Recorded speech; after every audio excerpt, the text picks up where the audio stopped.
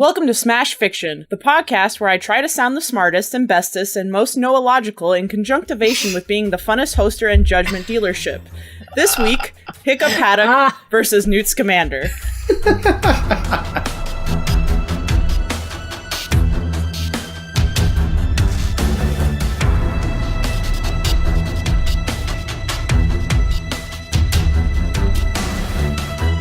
The running Centaur Inn is a lot emptier than usual. Up until recently, the place would be full of groups of rowdy adventurers spending their recently earned gold on drink and prostitutes. But ever since word got out that the Tomb of Horrors was discovered nearby, well, a lot of the running Centaur Inn's usual clientele haven't been seen since they went off saying things like, "I can't wait to get my hands on that wish-granting crystal," or "Sphere of Annihilation." Schmear of Schmannihilation. Needless to say, the Demolich, known as Assessarak, whatever, has had the last laugh. Nailed it. At the moment, there are only 3 people seated at the bar. On the far left side is Hiccup Haddock, a gangly young Viking recently promoted to chieftain of the village of Berk. Hiccup has decided to travel the world in search of even more strange and exotic dragons that he can bring back to defend his home. The bartender totally saw through his fake ID in a heartbeat, but didn't say anything, so now Hiccup believes he is getting very drunk indeed on watered-down apple juice? Well, let me say it again. Apple? Keep it. Are you the DNA strand from Jurassic Park? Just Apple just DNA. How is that a recurring gag? Who cares? That's good enough. Apple. On the far right side of the bar is Newt Scamander, a gangly young wizard fresh from his latest adventures in the New World. Newt has gone off in search of yet more strange magical creatures to add to his increasingly large zoo case. He ordered a mug of steaming hot tea when he first came in, and magically set a spoon to stir it for him while he examined a beetle crawling on the surface of the bar. That was 2 hours ago, though. The tea has now gone cold, and the spoon quit half an hour ago, swearing that Newt would be hearing from his union rep. In the center of the bar is the village blacksmith, Evan of Essence. What? A gangly young craftsman, Evan begins to regale the bartender with his latest story in between sips of milk stout. It seems as though you can't stay competitive in the modern blacksmith field without magical assistance, and many young blacksmiths have turned to magical creatures to keep their fires hot and their goods strong. Even the blacksmith across from this bar has a miniature fire elemental named Flamon, helping him make horseshoes. Evan, of course, wanted to stay on the cutting edge of blacksmithery. He'd heard that fire salamanders were a good starter, so he ordered one from Smilin' Stan's Wholesale Creature Emporium. Funny thing though, he'd always been told that salamander eggs were small, but the egg that arrived was bigger than an ostrich egg, and when it cracked open, well, he'd never heard of a salamander with horns and wings before either. He tried making a go of it, but after the salamander grew to the size of a horse in the first month, and some of the neighborhood dogs started going missing, Evan began to suspect that Smilin' Stan may not have been the most ethical of merchants. Evan was finally forced to let the dragon go, and it flew off into the sunset, nearby forest. At this point, Evan just hopes that the dragon is able to live out a peaceful life in the wilderness. Oh, and also hopefully it won't start abducting maidens or anything like that, or like, burninating the countryside. All the while, Hiccup and Newt have become increasingly interested in Evan's tale. Hiccup realizes that this dragon could be exactly what Berk needs. He just needs to find this dragon and tame it. At the same time, Newt realizes that this dragon could be exactly what his menagerie needs. He just needs to find this dragon and catch it! The two quickly spill some gold coins on the bar and rush out the door, determined to be the one to add the fire breather to their respective collections. But which monster rancher will add this creature to their stables? Who will tip my judgment scales this week? I have no idea, which is why I, Liz Logan, am your judge. Representing Hiccup Haddock are Kit Mulcairn. Thanks for nothing, you useless reptile.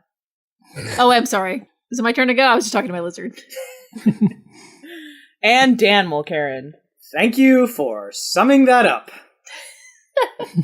Representing Newt Scamander are Megan Bob. Oh, don't worry, honey. Most guys think what you was thinking first time they hear me. And Claire Mulcairn. My philosophy is that doing research for this podcast means you suffer twice. Yeah. Such truth. Nailed it. To clarify, Hiccup will have access to his various gadgets, but not to his dragon Toothless. Newt will have access to his magic wand, but not any of the magical creatures in his suitcase. In order to determine who goes first this week, I had the advocates all stand outside and I sprayed them with a hose. No real reason. I just can. I'm back, bitches! Anyway, I guess Team Newt will go first, followed by Team Hiccup.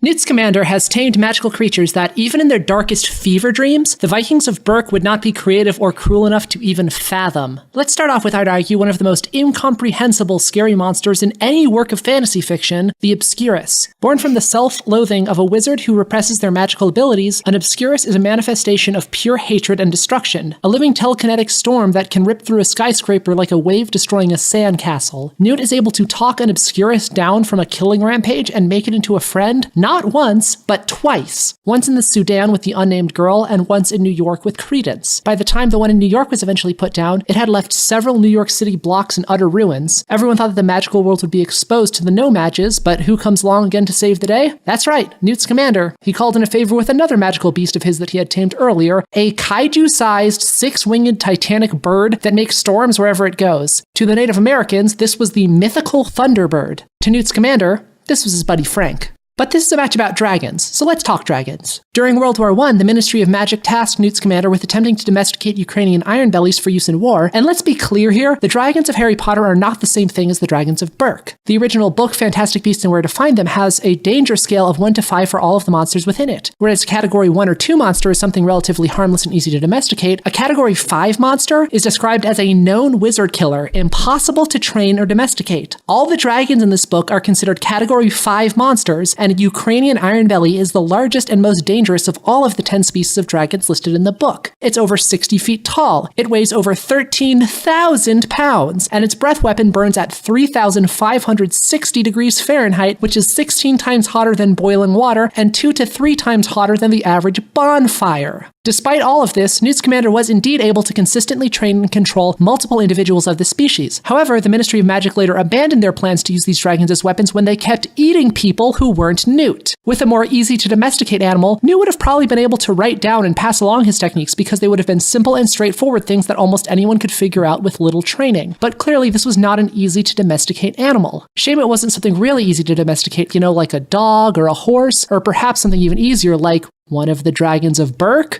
who are basically giant scaly puppy dogs that only need to be shown the smallest gestures of affection before they become loyal companions for life. I mean, if Snotlout and Stoic the Vast can befriend a Berkian dragon, how hard can it really be? We all know that their Book of Dragons talks about how ferocious and terrible they all are, but Hiccup said it himself. Everything we know about you guys is wrong. This book was written by dumb Vikings who killed every dragon they saw without even considering other options. Hiccup isn't some amazing dragon whisperer. He's just the first Viking who's not a complete and total violent fucking moron.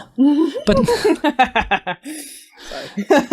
That's funny. But there are some genuinely dangerous dragons that they face in How to Train Your Dragon, like the Red Death at the end of the first movie, or Drago's Bewilderbeast in the second one. What does Hiccup do when he faces one of these really nasty creatures? Well, they kill the Red Death, and then they defeat the Bewilderbeast in combat so that it's forced to run away. Whenever Hiccup and Toothless have to challenge something that's genuinely threatening, and not just a puppy dog, they use force, and not understanding, just like all of the misguided Aurors in Makusa who put down Clarence without even trying to talk to him. If this dragon doesn't respond to Hiccup, giving him a fish or holding out his hand in a gesture of supplication, Hiccup is going to resort to trying to kill it, assuming he now doesn't have to go engineer himself a new hook hand.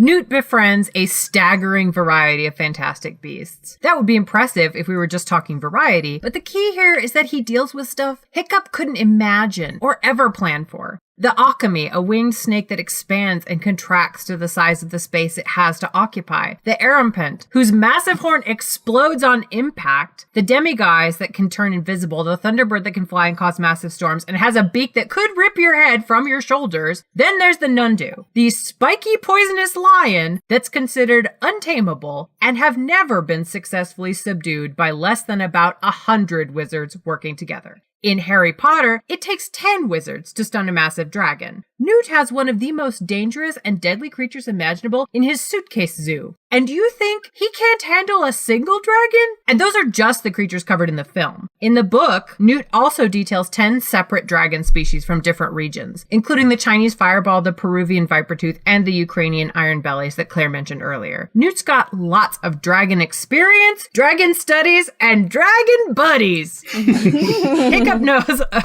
Hiccup knows a few things about dragons, but dragons that are, well, A lot like standard European conceptions of dragons. They have some variety in breath weapons and some morphological differences, but that's about it. I'm sure that would seem like an advantage in catching a dragon, but if you're used to dealing with standard dragons, the journey to thinking outside the box is going to look like a sharp dive off a cliff. Hiccup can handle himself okay with dragons in his area. Newt Scamander, on the other hand, can handle fucking anything. You have a species that routinely kills whole villages? Newt's got one for a best friend. A size-shifting and aggressive Quetzalcoatl beast? Newt's their mama. Hell, he would be able to meet up with Godzilla and form a lifelong connection. Nothing will faze him or be outside his ability to handle. He is the magical Dr. fucking Doolittle. And now for arguably what is going to be Newt's single largest and most undeniable edge over Hiccup in this match. He has magic! The magic in Harry Potter is quick and varied and seemingly inexhaustible, and Newt is a world-class master of it, often seen casting spells without needing to say any incantations, bending the universe to his will whenever there's a problem that needs solving. When the Niffler that he's chasing goes into a vault, Newt does a little Alohomora and the door pops open. Then a bank employee spots him, and he hits him with a Petrificus Totalis and freezes him solid. Then a bunch of armed guards show up, and Newt grabs his Muggle companion and apparates out of there like a boss. And seriously, throughout that movie, Newt apparates around all over the place instantaneously like freaking Nightcrawler. He can use that ability not only to travel around way faster than Hiccup can, but also defensively to teleport himself out of danger at a moment's notice. You know that entire expensive nature preserve pocket dimension that Newt carries around with him in his suitcase? He created that! So go ahead and add creating new planes of existence to the list. He also at one point has a duel with Grindelwald, and it ends in a relative standstill. And this is a dude who is consistently named the second best duelist in history, only half a step down from he who must not be named himself. Do we even need to compare that to the closest equivalent that Hiccup has at his disposal? His gadgets? He gets what? A metal foot? A sail? A glider suit? Flaming sword? That's all fine, and by the standards of his time period, I'd say it's pretty damn impressive, but we're not grading on a curve here. Remember that the great and powerful artifact that Hiccup discovers at the start of Race to the Edge TV series is basically an overhead projector that's powered by dragon breath. I mean, if Berk keeps it up within a few years, they may make it to Flintstone levels of dragon-powered technology. You know, maybe a deadly Zibbleback running on a treadmill to power an elevator and saying, "It's a living." Earlier, it was mentioned that Hiccup has studied dragons. That's being generous. He has noticed some things about dragons. He has paid attention and articulated that which he has seen. For some reason in Berk, this skill passes for extraordinary prowess in the field of knowing a thing. Newt went to school. Not only did he go to school, he went to school in the modern era and not the Iron Age. Viking education, robust though it no doubt is, lacks the quantity of study available to Newt in the modern era. Because, you know, time passed, and people wrote stuff down, and then Newt went to school and studied it, etc. He is standing on the shoulders of every explorer, magizoologist, researcher, and animal husbandrist that went before him. That's a bunch of shoulders, a brawny, strapping tower of wisdom to draw on. This adds to his already considerable understanding about critters in general, but he's also got specific dragon bona fides. Newt is a verified dragon expert who has been vetted by other dragon experts. He worked for the Ministry of Magic in the Dragon Research and Restraint Division, so he has both research and field experience, as well as mentoring from others in the field of magizoology. Hiccup is alone in his dragonology. There's no reliable recorded knowledge, so it's just trial and error the whole time. Yes, Hiccup does seem pretty brainy, but up against intellectual luminaries like Snotlout and Roughnut, well, valedictorian, here you come. Ultimately, in the battle of making dangerous, pointy friends without dying, Newt is destined to win. He knows more and has seen more than Hiccup could ever imagine. Sure, it's impressive the first time someone figures something out, like the first time a person discovered washing your hands. But it doesn't mean that that's the be-all and end-all of achievement. Hiccup took a big first step making friends with a dragon, but really, he's still stuck in the Dark Ages. Okay, you guys were on fire. Ah! That's a thing. Don't worry. That's a pun. That's a dad joke. Kid's about to bring the napalm, so just you fucking wait. Drop and roll. Other team, take it away.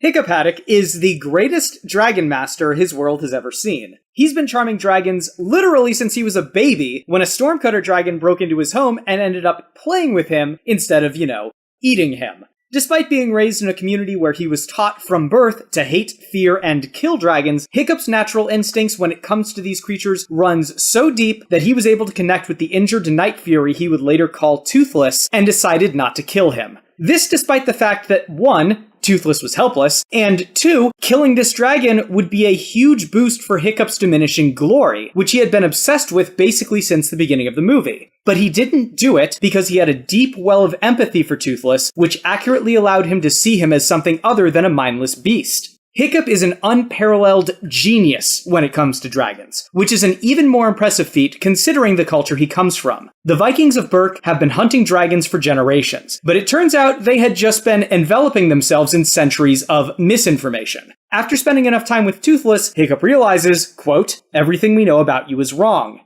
With this realization and the knowledge he's picked up from his interactions with dragons, Hiccup, at age 15, is able to end the war between Vikings and dragons, a war which had been going for 300 years. By the end of the first movie, his village has developed an incredible relationship with dragons based on a deep understanding of them. And that understanding comes 100% from Hiccup, his efforts, and his brilliance. Hiccup reveals in Book of Dragons that any dragon can be tamed with sufficient patience, and presumably sufficient intuition and brilliance. This is no empty boast either. Over the course of the series, Hiccup trains 19 dragons, which represent 13 distinct species, and those are just the ones we see on screen. It's very likely that he had at least a hand in training all of the dozens and dozens of dragons living in Berk. Newt Scamander, however, doesn't have the same deep and immediate empathy toward dragons. In the world of Harry Potter, dragons are looked upon as dangerous and savage. Unless your name is Hagrid, your best bet is to try and lock up a dragon, if not just run away altogether. But it's not just a lack of empathy that leads to Newt being an inferior dragon tamer, it's a lack of knowledge as well.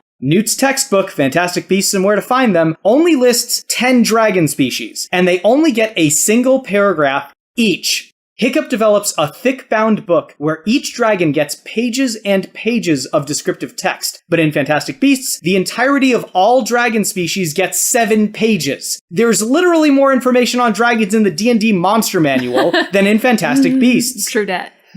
On top of that, the dragon entries in Fantastic Beasts, as Claire mentioned, all fall under the umbrella description of, quote, impossible to train or domesticate. Newt took one look at a dragon and was like, nope, can't be done, sorry. Hiccup is shown figuring out how to tame tons of species of dragons, when everyone else in his culture thinks that task is impossible. It's a good thing for us that he didn't exist in the Harry Potter world, because otherwise that dragon chase scene in Goblet of Fire would have been a lot less exciting. Hiccup's resources are much better suited to this match as well. Newt does enter this with his wand and some spells, sure, but Hogwarts spells are shown to be very specific and precise, with no room for dynamism or improvisation. They have a very particular effect, often a small effect, and that's it. Hiccup doesn't have magic, he has invention. Hiccup develops a suit that allows him to glide, flying squirrel style. He creates a retractable sword that can light on fire at the push of a button. He basically invents a medieval lightsaber. He's invented a bola launcher, a prosthetic tail for Toothless, telescopes, complex systems of gears, a shield pimped out with a crossbow and a grappling hook, and lightning rods centuries before Ben Franklin.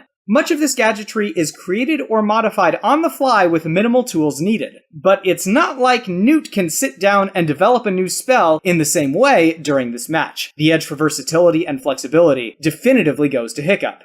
Over the course of 2 movies, a comic series, multiple shorts, and several TV seasons, Hiccup grows from awkward, lanky teenager to confident, quick-thinking adult, capable of lightning-quick analysis and improvisation.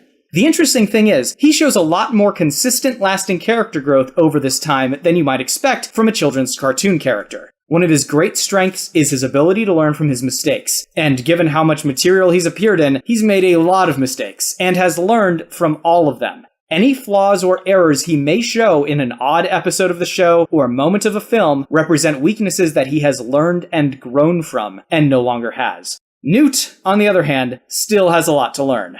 My heart rate's up. Y'all ready? You want to talk about animals? You walk into my house. Y'all ready for this? Newt is a magizoologist, an expert in the behavior, physiology, classification, and distribution of magical animals. And though Hiccup didn't go to formal boarding school, it is safe to assume that he is a dracologist, an expert in the behavior, physiology, classification, and distribution of dragons in particular. Magizoologists know a lot about a lot of different types of magical animals, but dracologists know a fuck ton about dragons. Newt is a jack of all magical animal trades, but a master of none. Meanwhile, Hiccup has been living and breathing dragons his whole life, and then completely revolutionized his field.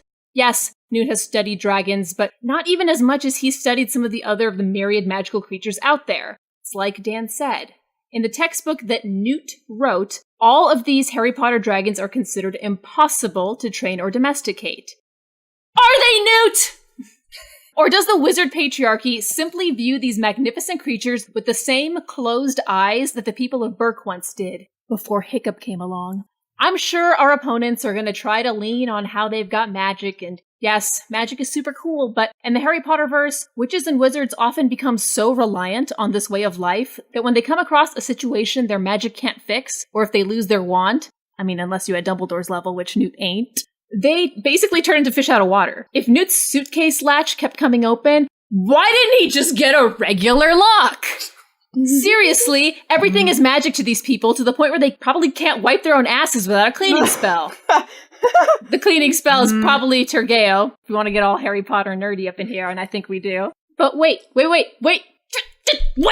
Get careful about hitting the table. Wait, Dan. Okay. Why the fuck was the latch on that magic suitcase broken? Does he not know mending charms? Does he not know the locking spell Colloportus? If you have a suitcase filled with extremely dangerous animals, I do not care if you can obliviate people's memories of an escaped magical animal. You still can't bring muggles, or anyone for that matter, back to life. Your Honor, even when magic can solve a problem for him, he forgets to use it. Like when he destroyed the window of the jewelry shop to get into it, even though he opened a bank vault using magic in an earlier scene. And then when he uses Accio on the Niffler! If you don't know, the Niffler is a little platypus-looking creature that loves stealing valuables. It, surprise, surprise, escapes from Newt's unlatched suitcase and starts running around New York City stealing shit. There are many comedic moments of this little dude evading Newt. But then halfway through the film, Newt finally uses the summoning charm Accio to pull the Niffler back to him. Why did you use Accio from the very beginning, Newt? One of Newt's personal philosophies is worrying means you suffer twice. Let's analyze that stupid philosophy for just a second. Obviously, over-worrying can be a debilitating problem. But like, a little bit of worry means that you perform common sense safety measures like fixing the goddamn lock on your suitcase filled with dangerous animals! Newt! Sure, worrying without actually doing anything to fix an impending problem will cause you to suffer twice. So, what? He worries never, then suffers only once? Cool. Okay, if you're working with animals for your safety and theirs, you should be making every attempt to reduce all suffering. Maybe if Newt gave at least a fuck, he wouldn't have left the alchemy egg behind on a bench for some muggle to find. Newt may love working with magical animals, but that doesn't change the fact that he's negligent as fuck. Come at me. Oh my god. Kick gon' give to you. So rebuttals, let's just move on, please. Newt is gonna go first. What will come out of the suitcase next, boys? All right, so you were referencing the version of Fantastic Beasts and Where to Find Them that's been released in the real world as an actual book, and I will submit that it is a very thin volume. It doesn't seem like it's a full textbook. It's just kind of a little, like, kid's book. It is actually said that that is a version of the book that was released for Muggles that is abridged. There was a second volume that came out that actually added 6 new creatures, but we have no reason to think that that's the full thing. When we see them having the book in the Harry Potter books or in the movies, it's actually a much thicker volume. So I think you're talking about there only being 7 pages of dragons is underselling it. The unabridged version probably has a lot more information in it. That's fair, and I'll admit that. I will point out, though, that it still lists all dragons as being impossible to tame, which I think is a much more salient point. But he did tame them. It stated he tames Ukrainian iron bellies. He gets them to listen to him. Well, he got one to not eat him. I wouldn't say that he was able to ride around on it and command it the way every single Viking on Berk is able to do, thanks solely to Hiccup. Yeah, keeping an animal from eating you is not taming it. Especially when you can't keep it from eating everyone else. We don't have a movie about this. We only have one paragraph about it. He makes an offhanded comment, and then some of the supplementary material mentions it. But it mentions he's able to train them, but he can't then stop them from eating other people because other people can't handle them as well as he can. That's all that we know. So, I mean... We also do not see how long it takes him to tame these, whereas we see how incredibly quickly Hiccup can tame. You're assuming that the Berkian dragons are the same thing as the Harry Potter dragons, and we have no reason to assume that they're equally easy to tame. What I will say is, if I have a dog and the dog is fine around me, but tries to tear off the face of everyone else, that is not a tame dog. If you're saying that Hiccup is super skilled at this, then why is it that within 2 seconds, every other chucklefuck kid in Berk is able to then ride a dragon immediately? Yeah, he clearly doesn't do very much. Power. He's just pet him on the head, and they're cool, and that's about all he has to do. Don't be an asshole. Look, they're friends. Yeah, that's basically all he had to do. The other thing I was going to say, as far as the broken lock thing goes, he got some twine for it, and I will admit that he can be at the end of the movie. I know. I will admit he can be a little bit absent-minded at times, and he can be a little bit negligent, but that still does not make him less able to tame an animal. That just means that this dragon that he gets might eventually escape because he might be negligible, and I'm willing to admit that, but that doesn't hurt us from winning this particular scenario. Or he might get eated. Or he might have the perfect spell and then forget to use it until halfway through the movie. No, how dare you? Okay, look, he doesn't need magic. I know you guys shat on magic. You guys shout on magic like it was a It's something we have that you don't, yeah. But look, he doesn't need it. Did you see him? He did that mating dance and he had that sexy, sexy hormone juice. And that armpit went fucking nuts. All he's gonna do is do a sexy dance and then spray some juice on himself and the dragon's gonna be like, oh baby, hello. Where have you been? You don't want a dragon to come at you with lust in its eyes. Oh God, no. I mean, did you hear Smaug? Did you hear him? Okay, that was Benedict Cumbersmaug. That's a different thing altogether. You guys also had a thing about him not using Accio. It's because he cares about the Niffler's happiness, and the Niffler was happy wandering around doing little Niffler shit. He wanted it to be self-actualized. Negligent. Self-actualized. That animal could have been killed. Yeah, I will point out that the longer he let that thing run around, the bigger the chances got that he was going to hurt himself or attract attention to himself or otherwise get itself into trouble. Newt Scamander is a human being. He can think. He had the ability to catch it. He was actively trying to catch it. His end goal was to catch it, and he had the perfect spell to catch it. He just didn't use it. He was probably trying to do it without drawing attention to himself because he was usually in crowded places and didn't want to make it fly through the air and was trying to not use magic out in the open. I think that's him being stealthy and not dumb. Okay, so next team. Here we go. 3, 2, 1, start! Alright, can I just start off by saying the Thunderbird is not kaiju sized. Don't be throwing around kaiju. Rodan, the pterosaur-looking kaiju, takes shits bigger than the Thunderbird. That has nothing to do with this match. Kid, is this how we want to use our rebuttal time? Second of all, or maybe the real first of all, actually, I made my point already. Never mind, you go ahead. I mean, wait, no, I want to rebut that. I want to rebut your point. Okay. It's because the angles it was filmed at, it made him look smaller than he is. He touched his head. We saw exactly how big he was. Kaiju is a broad size category, but regardless. It's like Lord of the Rings. It's like that. All right. Okay, great. So glad we spent that amount of time. Okay, go, Dan. All right. So you were talking about how anytime Hiccup encounters a dragon, which is actually sincerely dangerous, he has to end up sort of resorting to fighting and, either chasing it away or killing it. But there's a scene in the TV show where he and several of the other Vikings go off in search of this bone napper dragon. And this thing is dangerous enough that it menaces all of them at once. But Hiccup is able to realize what it is that it's after. And when he gives it to the bone napper dragon, he actually tames that thing. That may be the most dangerous dragon on Berk. And he tamed it. Yeah, he's so perceptive of dragons because he's a dracologist that even if he comes across a new dragon, like this one in the match, he'll know what he needs to do. I mean, that might be one example, but there's a lot of examples where he didn't do that when he was fighting dangerous dragons. I remember the snow one in one of those first few episodes. He just had to fight it. And there's, like I talked about, the ones that he fights in the movie. I didn't watch every episode of the show, I'm sorry, but I saw him fighting a lot of dragons and not always taming them, so. So Newt's going to be able to tame all of them? As well? Yeah. I mean, he deals with crazy stuff all the time, and it becomes his friend. Or Tamed and obscurus, dog. It's chill. I mean, I will point out, both of these people have written books. Newt's is called Fantastic Beasts and Where to Find Them. Hiccup's is called How to Train Your Dragon. Like, because they have different concepts of what is important. Hiccup, like, yeah, fine. If Hiccup wants to make them creatures of servitude, fine. Newt doesn't want to change their fundamental nature. He just wants to make sure they're in a place where they can express themselves and be themselves. And he's going to want to bring this dragon to a place where it can be comfortable, but he's not really interested in making it into a beast of burden. All right, here we go. Beast of burden, my dick. In the Harry Potter verse, dragons are kept on reservations under tight supervision because they're constantly trying to explore and hunt beyond the limits of their human-enforced territories. Dragons that are tamed and live with the Berk Vikings are given comfortable lives filled with enrichment. They are well-fed and well-challenged. Meanwhile, the dragons managed by wizards and witches are forced to live on lands that they might not want to live in. Their habitats are constantly shrinking due to exploitation by humans, both Muggle and magical alike. That's not Newt's doing. He's not responsible for all of magical society. With Hiccup, it's like him and his 12 buddies, and that's the entire world of How to Train Your Dragon, and they have endless wilderness around them, but, the world is becoming a small place, and Newt's not responsible for everything. He does his best, but, you can't hold him responsible He's for a that. single dude. Yeah. But he's going to put it on a reservation instead of, having it live Well, in they a were beautiful... bigger back in the 1920s. They were huge. Also, So- he's got a pocket dimension. He can make the world's biggest one. I want to bring up one moment in particular from Fantastic Beasts that's absurd and that reveals that Newt has no idea what the hell he's talking about. Because there's a part where he's getting dragged out of the Magical Congress and he yells out,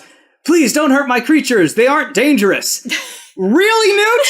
Not the brain-eating, swooping evil? Not the Murtlap, which bites and poisons Jacob? Not the Akami that demolishes the interior of the Ginsberg-Delani department store? Not the Erumpet, which almost tramples both Newt and Jacob? Not the freaking giant telekinesis venom that almost destroys New York at the end of the movie? Those creatures aren't dangerous, Newt? Dude, you should worry, just a little. Yeah. A little worry is cool. He didn't get to finish his sentence, which was going to be, "If you know how to handle them, and if you're me." And that was what he was about to say. And done. Are we all still friends? No. I don't know. How big are kaiju, Claire?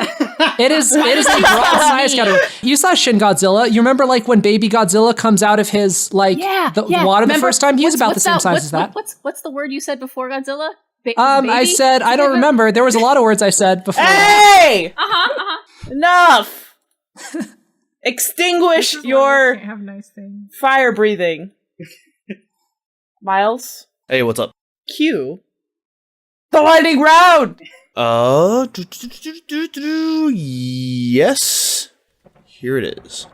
Okay. No, There no, you it's go. that Thunderbird. Come back, Frank. Hang out. After some hard, big ol' lizard catching, Hiccup and Newt are exhausted. Leaving the field after what might have been the most extreme Pokemon Go game ever, both re-enter the bar and sit down for some drinks. As they sit and hash out their differences, a new patron enters and sits down next to the guys and Evan of Essence. After shaking hands with Evan, the man introduces himself as Eugene the Magnificent. "Come hither! Would you like to try my latest invention? It is unlike anything you have ever seen. It promises endless entertainment." Too curious to pass this offer up, Evan sidles closer to the man, whom asks him to hold out his hand. Eugene drops 2 palm-sized circular gadgets with screens onto Evan's hand. "This is my magnificent creation. It promises endless hours of entertainment and, well, a simulation of taking care of a pet, poop and all. Oh, Jesus. It can even die at 4 a.m. when there is no possible way you would be up to feed it. But it's like real life. I call it the Dragonocchi.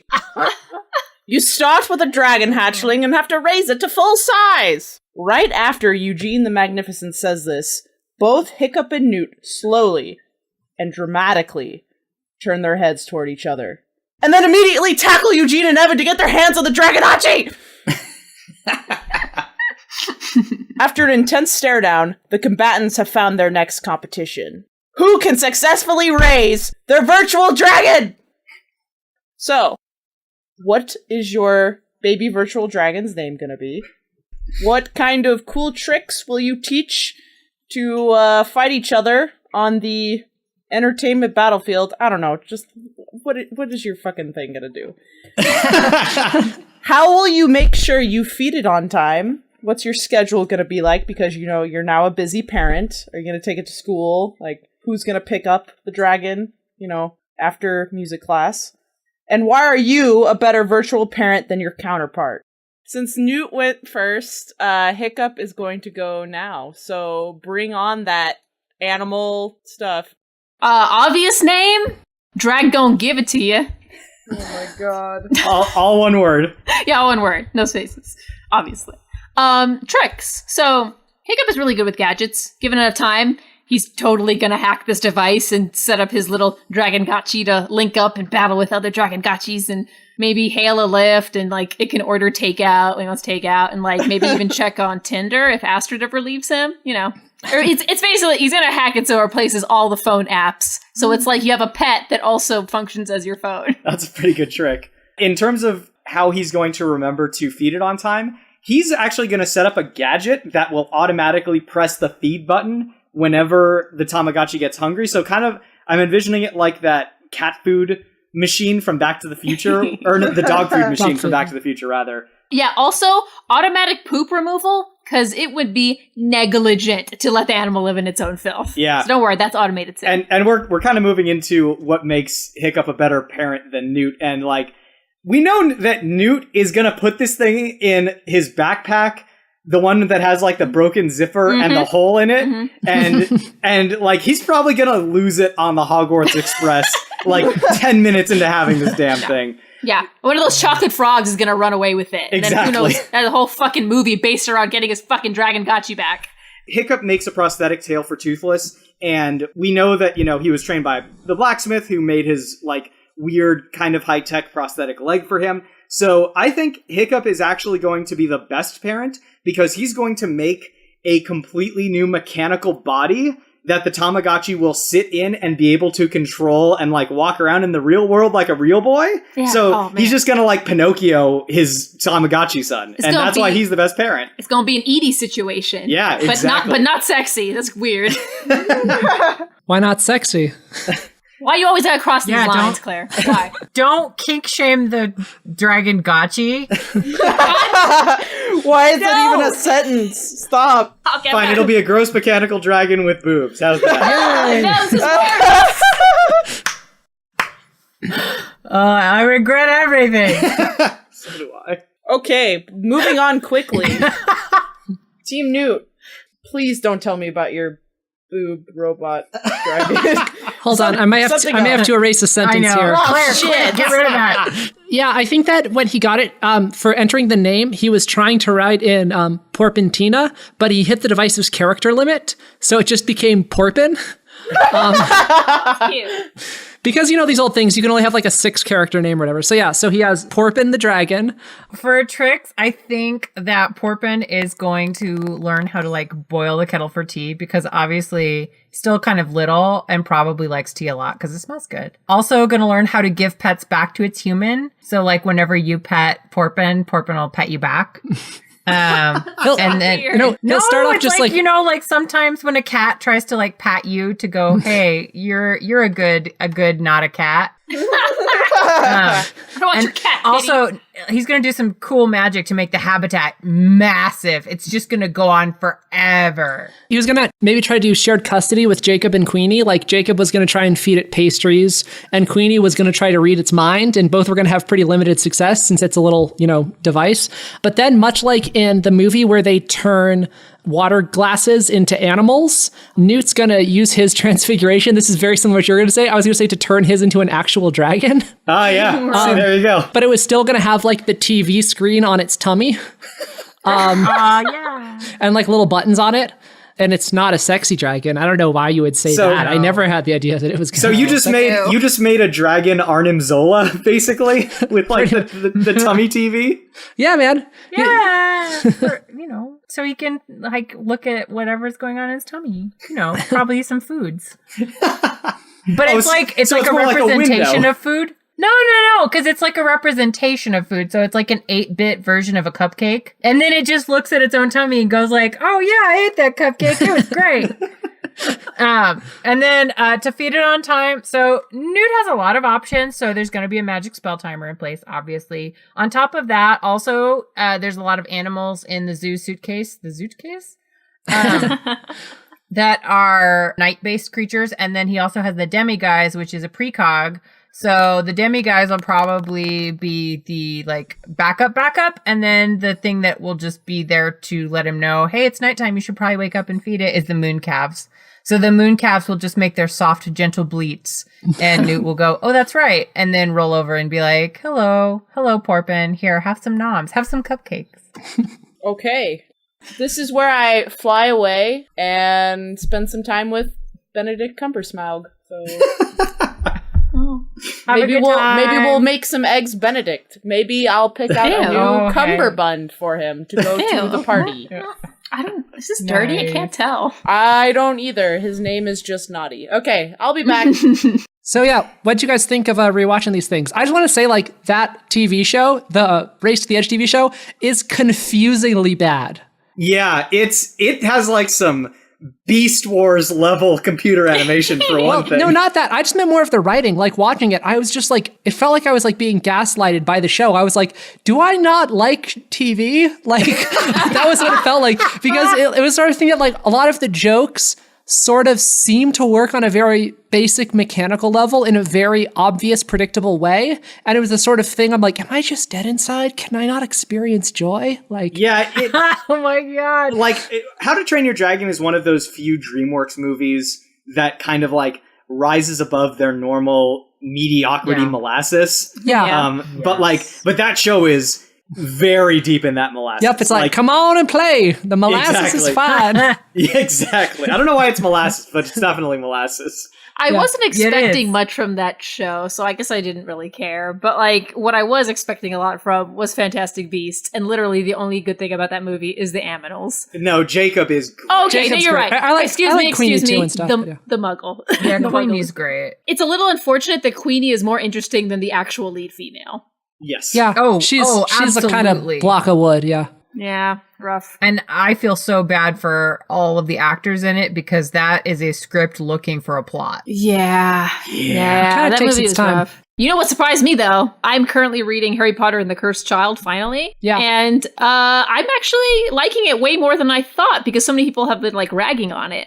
But I was like, you know what? Yeah. I see some problems. I see some scenes that don't need to be there, but it still feels like a Harry Potter book. It has the same, like, sort of humor level that I love about it. Interesting. And the, like, just, she all right. She maybe not scripts. Maybe she needs some script help.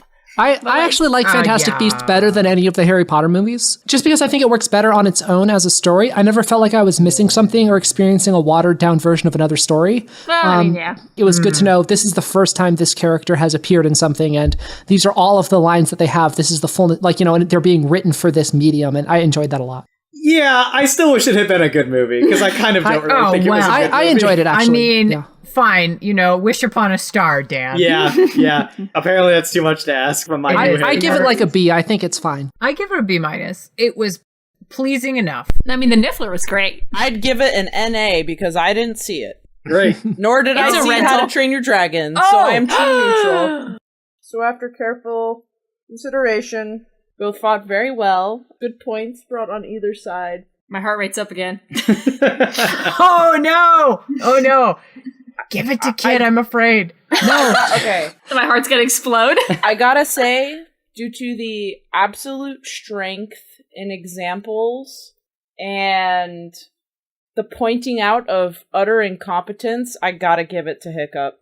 Okay, as long as we don't die, that's all I want. Ugh, I'm afraid. Yes. I kind of feel like I semi-died during that match.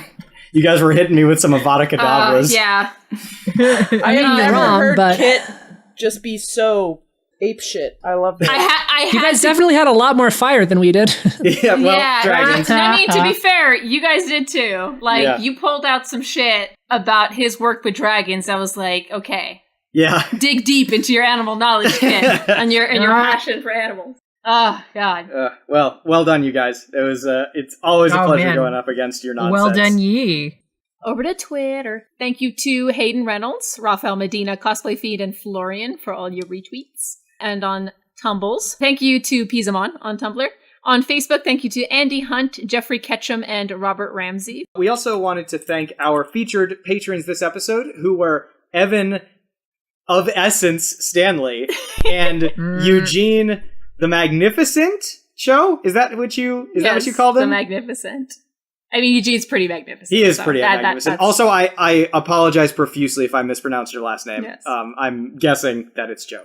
Both of them are our patrons. They have donated as little as $1 a month, and as a result, we feature them in our storyline.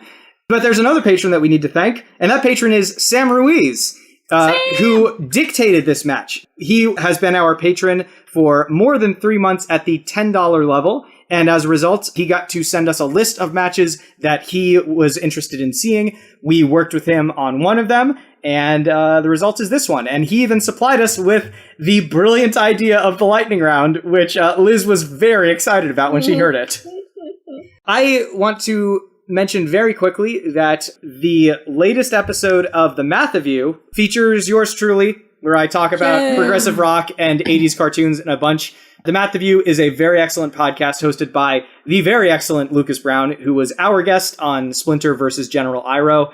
Claire has been a guest on The Math of You twice, and both times makes me look like a babbling idiot. But the show is very good, regardless of who the guest is, and regardless of how much of a babbling idiot they are. We still have a bunch of leftover questions from our second anniversary episode, so Judge Liz, do you have a question you would like to read? Yes, I do. Congrats on 2 years! My question is, are there any ideas for matches that you prepared or recorded but couldn't release for some reason? I can't even do it anymore. It's beautiful. Okay, hold on. Wait, you could do it before? No!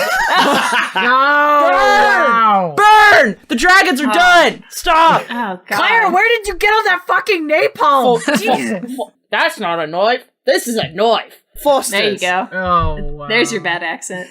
We should say that question came to us from Alex, who specifically requested that we read it in an Australian accent. So obviously we had one choice for who was going to read that one. The best choice. The best choice. So to reiterate in a more easy to understand actual accent, my question is, are there any ideas for matches that you prepared or recorded but couldn't release for some reason?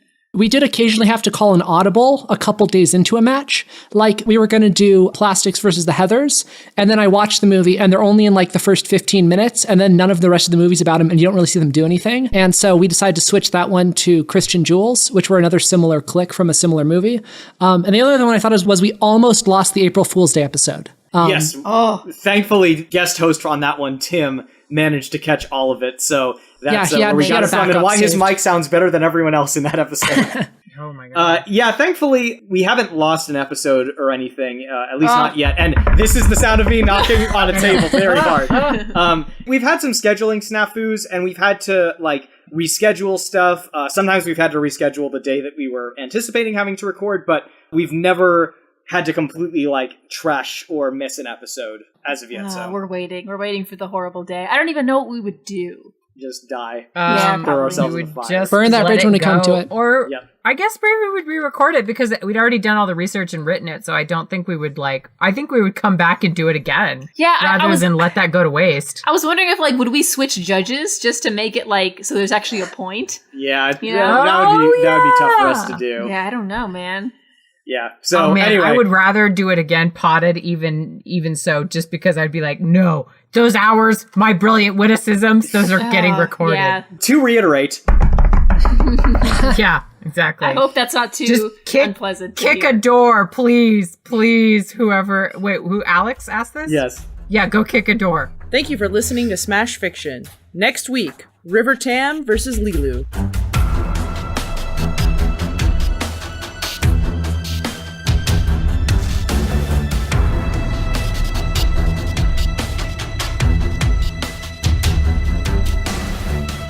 Smash Fiction is produced by Miles Schneiderman and production assistant Sharon Schneiderman, with logo design by Claire Mulcairn. Special thanks to Kevin MacLeod of the Clan MacLeod at incompetech.com for our theme song, Hitman. You can find us on Twitter at Smash Fic Podcast and search for the Smash Fiction Podcast on Facebook, Tumblr, and YouTube. Subscribe on Apple Podcasts or your podcatcher of choice, and if you leave us a good review, we shall become more powerful than you can possibly imagine. Smash Fiction is made possible thanks to our supporters on Patreon at patreon.com/smashfictionpodcast. Please consider donating as little as $1 each month. It helps us keep the show going, and we have great rewards and extra content for those who help us out. If you have any suggestions, feedback, or other contributions, send them to us at smashfictionpodcast@gmail.com and help us continue the fight. That Godzilla thing, that was a low blow. I mean, I Kit. calls them like Yeah. I sees them, We're trying to get her riled up. which is like an you don't need. asshole. You don't need help. You don't need- You're sufficiently riled? I've been. Oh no, wild. I'm scared. I like Kit. I don't want Kit to be No. riled. Too late. Although I want I like this. Godzilla to be friends with anyone. The I like beast has this. awoken, and it will come to shore momentarily. I hate conflict. All right, why are you on this show? More I conflict! know. I ask myself that every week. Because I like saying stupid shit. That's the only reason. Stupid shit and then hiding afterwards.